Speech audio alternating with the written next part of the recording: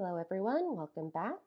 Today's mini lecture will be focused on social competence and social skills for individuals with autism spectrum disorder. Our objectives that we are working towards today include the ability to describe socialization characteristics that are present in many individuals with autism. And then I want you to be able to discuss the implications that these characteristics can have on an individual's social functioning. And lastly, you should be able to differentiate between social competence and social skills. So let's start out with, what is social competence?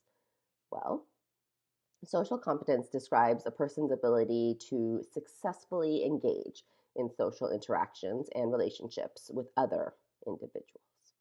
Right? People who are socially competent have specific skills that allow for reciprocal communication and reciprocal interactions. So this includes the ability to initiate social interactions, maintain an interaction, right?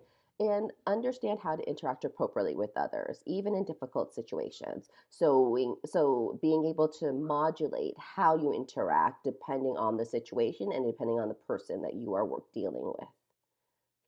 Now, the outcome of successful social interactions is that individuals are able to develop and maintain friendships, right? They are able to attain goals they may have socially, right?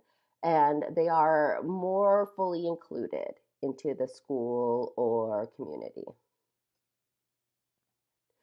Now, from a developmental perspective, developmentalists would say that these behaviors associated with social competence evolve naturally from early childhood, right, and become more refined or more complex as an individual ages going through adolescence and adulthood, right? A major aspect or component of social competence is having the communication skills to be able to establish and maintain relationships, right? But we also acknowledge that as individuals age, these social tasks or social skills that are required to establish and maintain relationships become increasingly more complex, right? So just because someone is believed to be socially competent as, an early elementary first grader, that does not necessarily mean that they have the social competence that we would expect out of a high school student.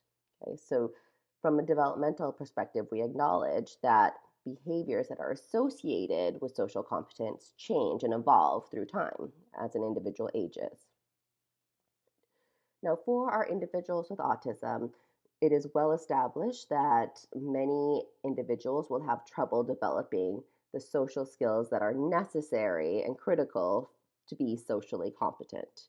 Right? If you recall our DSM-5 criteria or clinical criteria of autism, deficits in social communication is one of the core deficits of autism, right?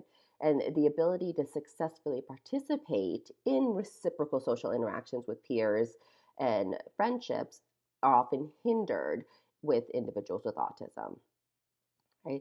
And again, from a developmental perspective, these social competence or the social skills that are related to social competence are influenced by development and will shift over the years, right? So when we're working with our young students, so early childhood, early elementary, we oftentimes focus our instruction on teaching our students the basic skills that will allow them to play with others, right?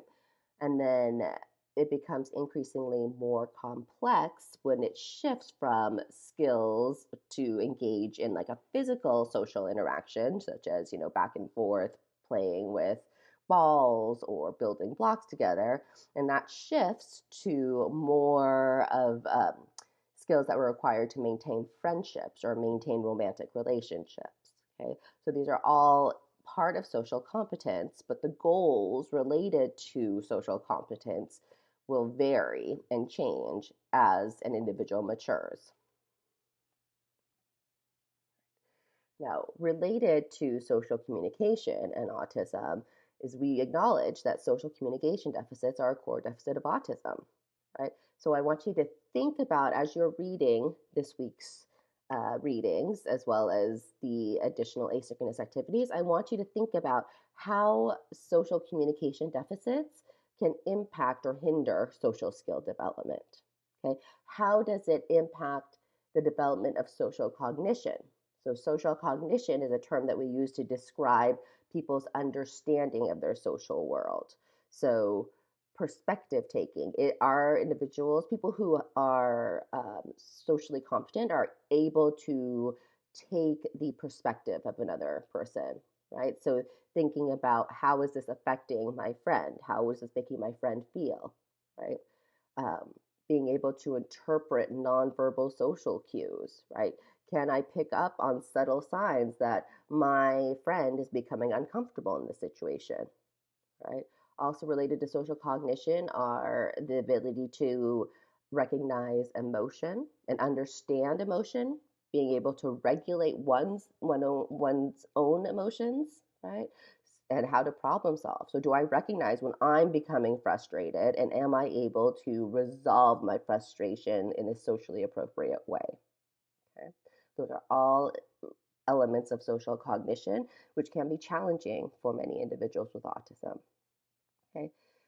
A lot of the social cognition work is based on social motivation theory, right? Social motivation theory is grounded in what they call a biological basis. That biologically we are equipped for survival to attend and orient to our social world, right? Even as young babies, we know that the adults in our environment are there to take care of us, right? So we are naturally and biologically predispositioned to gravitate and are motivated to attend to the people in our social world who allow us to survive, right?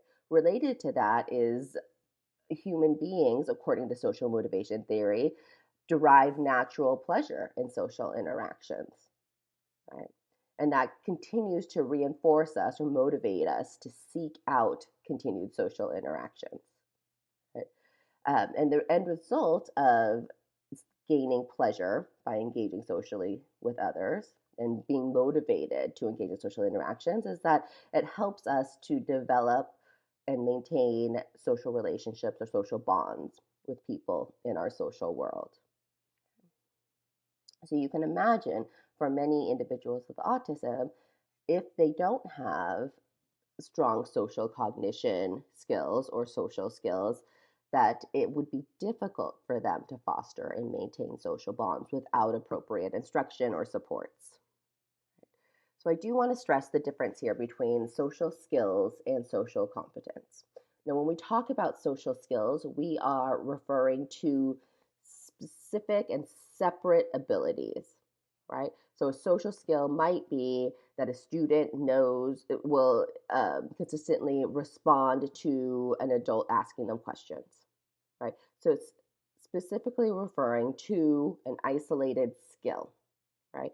Oftentimes, a separate ability is not really establishing that the individual can use these separate skills together successfully, right? So, part of social interaction is responding to people when they ask you questions, but that is not sufficient in and of itself, right? To have a strong social interaction. You also need to be able to initiate social interactions and keep it going, right? Continuing a back and forth conversation, not just a simple question response, okay? Whereas social competence describes how individuals are able to use their separate social skills in combination and with fluency. And are they able to use the appropriate skills in an appropriate context? So, social competence is much broader and much more nuanced because it involves judgments and drawing conclusions and thinking about what's going on, right? And deciding whether or not how you're acting is acceptable or valid, right? So, again, the way you interact with a classmate that you don't know, right, in a formal seminar is going to be different than you interacting with a friend who you're very familiar with at a party. Okay? Social competence also involves an individual's ability to perform their skills in a contextually appropriate way, right?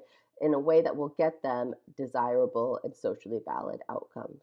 All right. So if their goal is to engage in a conversation with someone, can that individual engage in the specific skills that will allow them to participate in a conversation?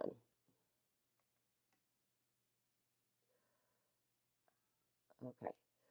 Now, the reason why we're making social competence an educational priority is because we know from our research that individuals who do not have social competence, and a lot of that includes individuals with autism, they're at greater risk for social rejection. Okay? And peer rejection can lead to a host of mental health issues, particularly depression and anxiety, which we're seeing at increased rates in this population, especially as they enter adolescence. Children with autism report greater loneliness and less satisfaction with the friendships that they do have. Right? Increased anxiety has been found to be linked to increased loneliness. And ASD in particular has been identified as a risk factor for, for individuals being targets of bullying. So we know that a lack of social competence can lead to a host of issues related to peer rejection and loneliness. Now, throughout the next couple of weeks, we will learn about different social skills interventions. So your book describes a number, but we also have a number of your classmates who are doing their Ask the Expert assignment on specific interventions that can help develop social skills that are needed for social competence. So this coming week, both Lindsay and Aiden are presenting on social narratives as well as social skills training. Right? During week 10, Ellen and Sarah will be presenting on peer-based instruction or peer-mediated instruction. Right? You'll also read about interventions that we consider collateral skill interventions. So these are interventions that don't directly target social skills, but provide opportunities for social skills to be worked on and developed. So these can be things like after school clubs, right, based on a specific area of interest. A lot of schools have Lego clubs, or even our local library has a Lego club, which is, again, getting students who have a common area of interest. And even though they're not specifically targeting social skills, it allows an opportunity for individuals to develop those skills. And lastly, video modeling is also a popular social skills intervention for this population.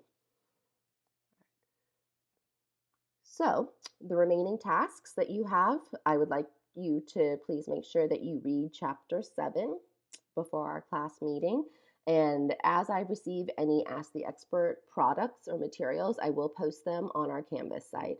So please look at our Canvas site prior to our class meeting and review any materials. That will just help us be more informed to ask our expert questions about their given strategy.